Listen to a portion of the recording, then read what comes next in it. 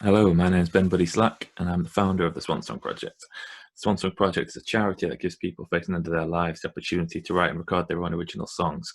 I've been doing a series of interviews with songwriters where I've been asking them for one of their songs, to tell us a little bit about how they wrote that, then for a songwriting tip, and then for a song that means something to them relating to bereavement in some way. This episode features Daniel Walters, and I hope you enjoy it.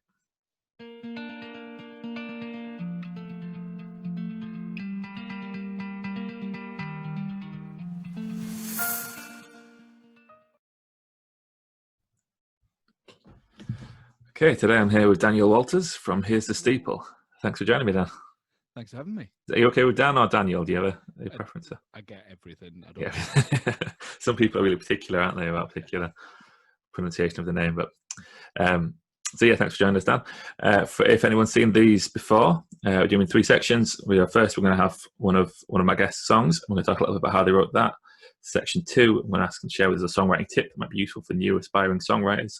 And then section 3, we're going to talk about a song that's meaningful to Dan relating to bereavement in some way. So I'll pass you over now, and you can introduce your song for us, please. Cool, thank you. So the song I've performed for today is called Father's Son, and I wrote this when the first of my friends from secondary school and sixth form and all that lot found out that he was going to be a dad for the first time, and I used that as an opportunity to kind of explore a few things and to explore, like, I think a lot of men have somewhat strained relationships with their dads, like especially younger people such as us, really, like anyone under kind of like 40, really, where you get you're kind of encouraged to be a little bit more in touch with your emotions, and then you've got the slightly older generation who are still a little bit stiff upper lip, and it's about kind of learning to deal with that relationship as it changes from like a child and adult to 2 adults, but there's still a very unique kind of power dynamic going on there.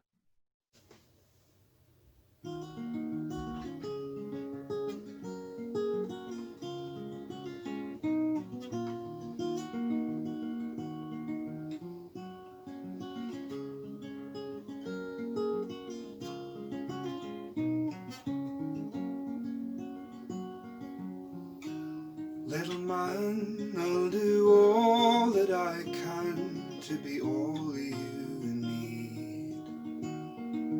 And this I swear by the name that we share, by the blood we bleed. But when you're older and wiser and bolder, you will come to know we are all just as small as each other, though we try to grow. But the proudest medals I have earned come from battles that I haven't won. And the hardest lesson I have learned is how to be my father's son. The hardest lesson I have learned is how to be my father's son.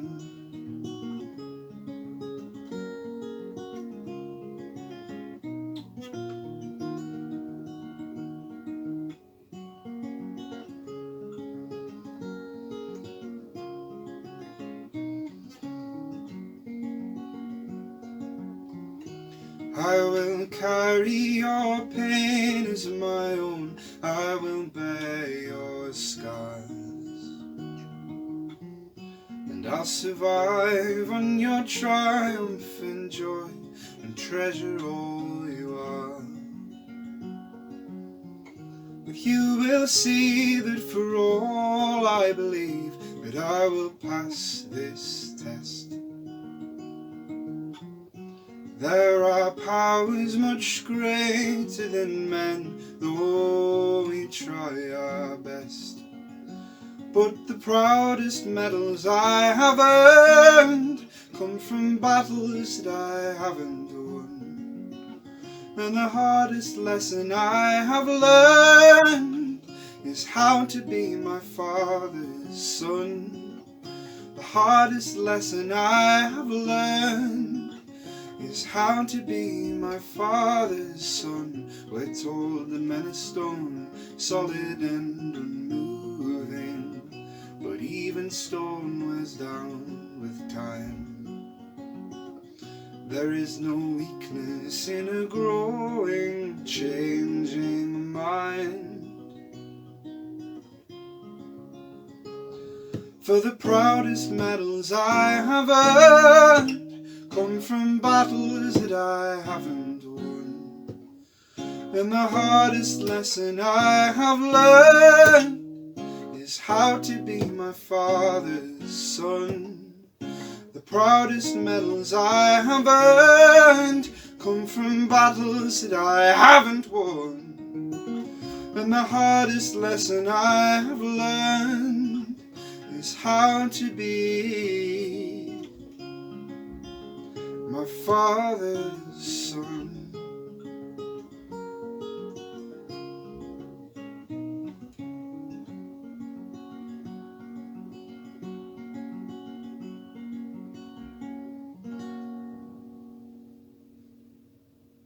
Okay, great stuff. So that was Father Son by Here's the Steeple, Dan Walters. So that's very interesting themes. It makes me think. So I'm a massive Springsteen fan, and Springsteen's written quite a lot of songs about his relationship with his father. It is kind of a common thing. So can you tell us a bit more about writing it? So were you inspired after one of your friends first became a father? Yeah, when it first happened, when he first told all of us, it was a big group of kind of girls and boys in secondary school and sixth form, and then as we kind of like moved over, went away to uni, a lot of the boys came back and a lot of the girls stayed away, and so we only really see them once or twice a year, but the boys were all quite close. And so he told us he was going to be a dad, and we all freaked out and all obviously assumed that it was going to be a boy. They had a beautiful girl. She's absolutely incredible. But we were all convinced it was going to be a boy just because we were all boys ourselves.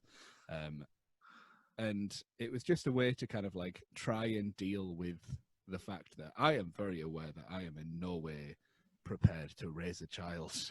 But I am at that age where my parents and my friends' parents had us kind of coming to terms with the idea that I know I'm not perfect now, but children tend to view their parents as perfect, and then as you grow older you start to realize that they're maybe not. Yeah, some interesting themes. Again, I'm not a parent myself as yet. And yesterday I was talking to Rick Neal, and he actually wrote an album of songs called Lullabies for Parents. And one of the things he was talking about with that was, feeling like there should be more things like that kind of guidance songs, I guess. Well, not guidance, I guess, but supportive songs for parents dealing with these things.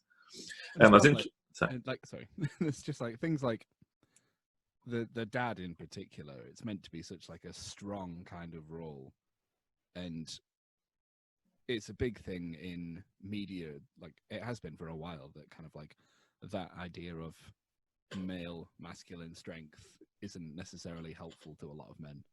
So was that one of the things that you were thinking about when you were writing it? I think definitely, yeah.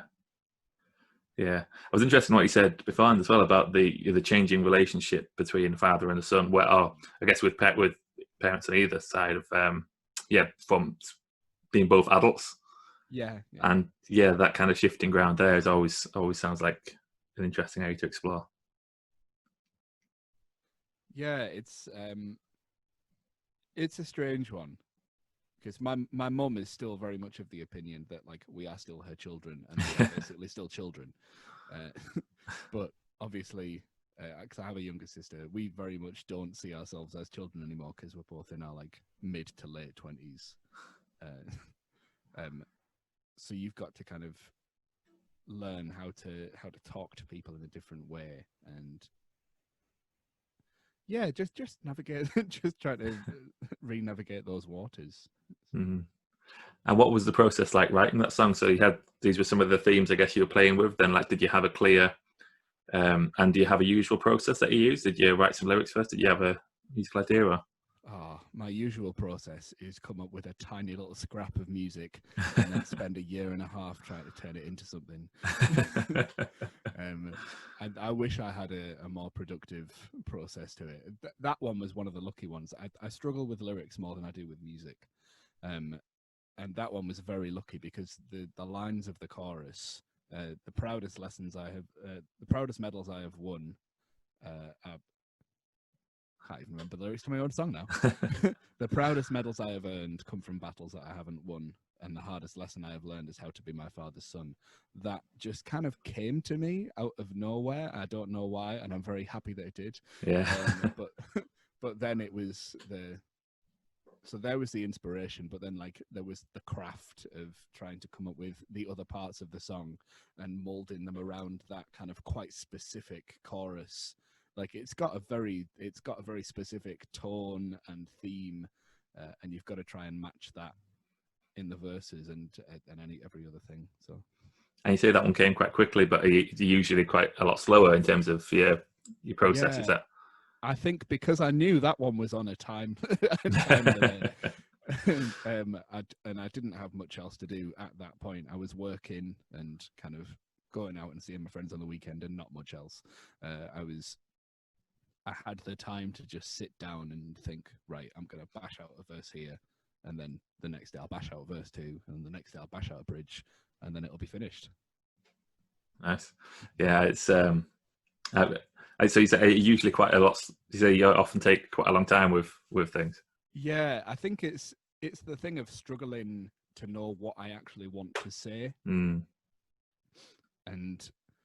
I'm trying to come to terms with the idea that you don't have to necessarily say everything like huge and profound with every song. Yeah, definitely. So it's if I can start with a fragment of lyrics, it's a lot easier to develop those lyrics. But if I start with music and then I have to find lyrics to go with it, that's a lot harder, I find. And I've tried every manner of thing to make it work. One song on the album that I released last year, I ended up we were in the middle of recording and I hadn't finished the lyrics to it. I had the whole music, I had the structure of the song, I knew exactly what I wanted and where. I just didn't have any lyrics, and I ended up opening a spreadsheet and writing out the vowel sounds that I wanted at specific parts of the song, and then like cobbling it around that, and thankfully that worked. Nice. Yeah, sounds like a good way of going about it. yeah, I'm the same too. I'm really interested in the separation between like inspiration and craftsmanship in songwriting. So like what you said at one point there, something happens to me a lot as well. I get a bit of inspiration, I get like a few lines, and that's really good. That's going to be a chorus for a song, but then it's putting in the graph to then like, you know, to write the rest of it. You know, sometimes you'll get one where the whole thing just comes out in inspiration. It's like, oh great, there we go, song. Yes. But other times it's like this initial part, you get really excited about it, and then it's like, oh geez, now I've got to write something else what leads into this, and that's when the hard work comes in. yeah. And sometimes they do can take a long time. I remember there's if you heard about Leonard Cohen, apparently would take like years and years writing his songs. He'd write like 60 verses per song and then throw away the majority of them, which is just like crazy. But then I was thinking with that, and like presumably he's not working on it for years and years every day. Presumably he's got ideas and bits of songs that he'll come back to. And I had one which ended up on the album, the Shallow Roots album, me and Siobhan did a few years ago, which it's a chorus like that where I had this chorus and I loved it, and I wrote it maybe 10 different times. I wrote different songs for it, and none of them worked. And then eventually, that was probably 8 years or so. I had that chorus trying in different ways until eventually we found a way that worked for it. And it's a tough game, isn't it? Keeping that patience. It's interesting at the minute because I'm listening to a lot of artists that are quite sparing with the lyrics, like deliberately. So artists like Rosie Plain, I really love, and This Is the Kit, two in particular. They're like Rosie Plain. Sometimes there'll be 4 lines of lyrics for a whole song. Yeah, and I'm just like it, and it works as a song, but I think that takes a lot of courage. Definitely, yeah. Like certainly courage that I don't have. Yeah, and a lot of craft to get, you know, like it's being very economical with your words, isn't it? Of like, because a lot of time you get a song like that where it's only a few lyrics, but it says so much in such a short space of time, which is something I really like to work on myself. Yeah, that's been great, Dan. So let's move into section 2, shall we? So this is where I ask my guests to share with us a songwriting tip that might be useful for new songwriters. So what would your tip be for us, Dan? So I don't think I'm gonna say anything that hasn't been said before. That's all right. I am, and I'm not necessarily the best one for following this advice, but the idea of like self-editing, and I think a really good thing to do is to give yourself a space where there is no judgment whatsoever. So like sit down to write a song that no one will ever hear, and no one will ever hear. You commit to yourself that you're never going to play it live, or never even going to show like a recording of it to anyone, and then that can free you up to be rubbish, because you've got to be bad at something before you can be good. It's like everything, like Rob Crisp said in, I think it was like the first one, you've just got to do it. But that isn't necessarily the most helpful thing. Like, there are ways that you have to go about doing it, and I think one of them is creating a space that's completely free of judgment, and use that to kind of experiment. So one of the things that I do is I've got like the Penguin Book of Cliches. I should have put it within reach and distance. It's the Penguin Dictionary of Cliches, and like I go to a random number generator and get a page number and an entry number, and then I try and write a song about that. And I've written a few of those now, but again, I think only one of them has ever actually seen the light of day, because I'd committed to myself that I wasn't going to play it to anyone, and then I did play it in front of a friend, and they were like, you know what, that's actually pretty good. And now that's going to be coming out on my band's next EP. So Oh, nice. Yeah, I think that's really good advice. And what's the new EP called, and when's it coming out? I think it's going to be called Higher Hopes. We were kind of like in the middle of the production thing when the pandemic, so we'll see when it comes out. Okay, so it's on hold for the minute. Yeah, but it will be coming. Yeah. Yeah, I think that's really good advice. And I think, again, it's something which is kind of easier said than done a lot of time. I do the same thing where, like, I'll just write something what you don't think about anyone ever hearing it or ever being recorded, just write it for the sake of writing it. And then it's very easy to forget that and start being a bit more precious about it. There was something, I can't remember where I heard it, but I practice what I like of writing something with the intention that you're just going to throw it away afterwards. So like, I'm going to write a page of lyrics or whatever, and then I'm going to throw it away. And just kind of knowing that like that's what you're going to do with it. So then it really doesn't matter. There's not even any kind of fear someone might find it and be like, what the hell is this? So again, it's something where, like, I heard that, I was like, yeah, I'm going to start doing that. I think I've done it once or twice, but yeah, not doing it on the regular basis. It is definitely true though. Like, when I have been happiest with what I've been writing, it's been because I've been writing stuff that I've thrown away. So I've just been churning out stuff. Like, I think when I wrote Father's Son, I was writing like a cliche song a day, not like 10 a day like Rob Crisp suggested. We can't all be Rob Crisp. But I was writing at least one thing a day, and timing it as well. So like that's another way to take pressure off. I know it sounds like that's putting pressure on. Yeah. Like, if you know you've only got half an hour to write something, you know it doesn't have to be a masterpiece. Yeah. Yeah, that's a good one as well. Good way of getting some work done. Yeah, great stuff. Yeah, really good tips. They're really useful. So let's move into section 3 now. So this is where I ask my guests to choose a song that's meaningful to them in some way relating to bereavement. And what I'll do here is I'll put the link in the description. So if you're watching this video, if it's not a song you're familiar with, I'm going to ask Stan to introduce it in a moment. Then you can pause this, go to YouTube, listen to that song, and come back, and we'll have a chat about it. So what song did you choose for us, Dan? So I have chosen Casimir Pulaski Day by Sufjan Stevens from the album Illinois. Great stuff. So you're watching this, you want to go listen to that, come back, we'll have a chat about it.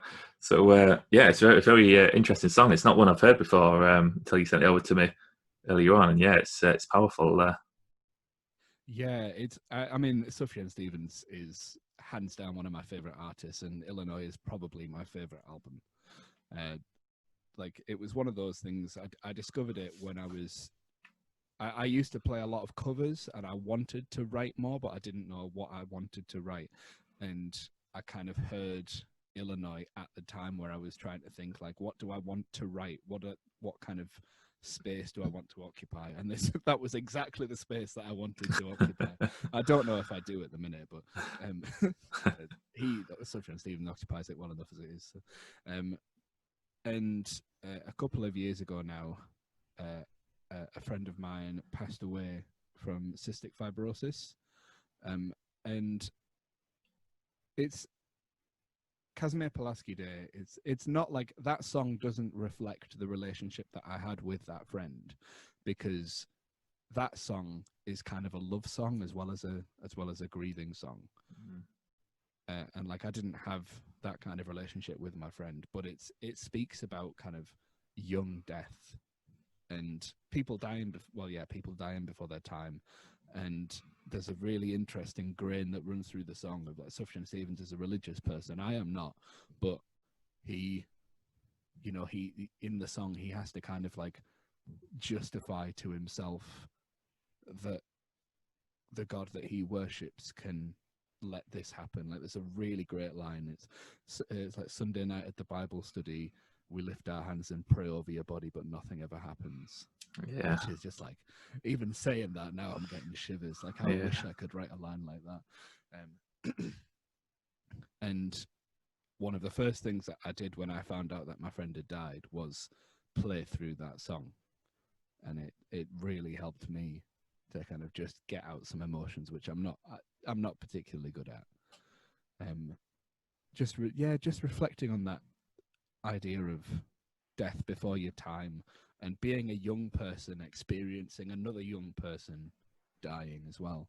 It's not something that's talked about a whole lot, I don't think, because obviously there's the grief of the parents, which is huge, and I'm not trying to limit that in any way whatsoever, but everyone has so many different relationships and so many friendships and stuff like that. Like, everyone knows someone at school who maybe passed away or had a younger brother or sister pass away or something like that. And I feel like that kind of grief isn't something that's talked about a lot.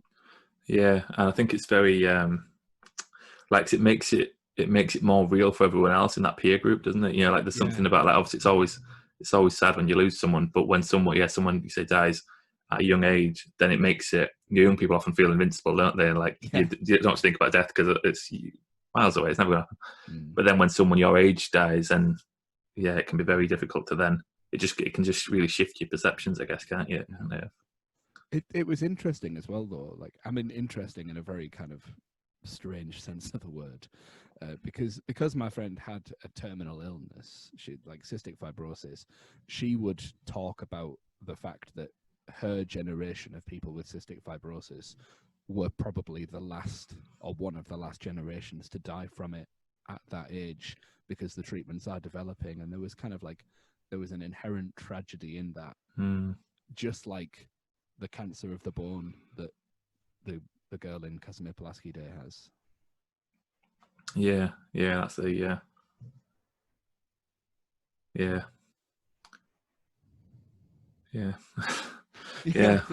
that's an interesting point. And kind of sad tragedy to it.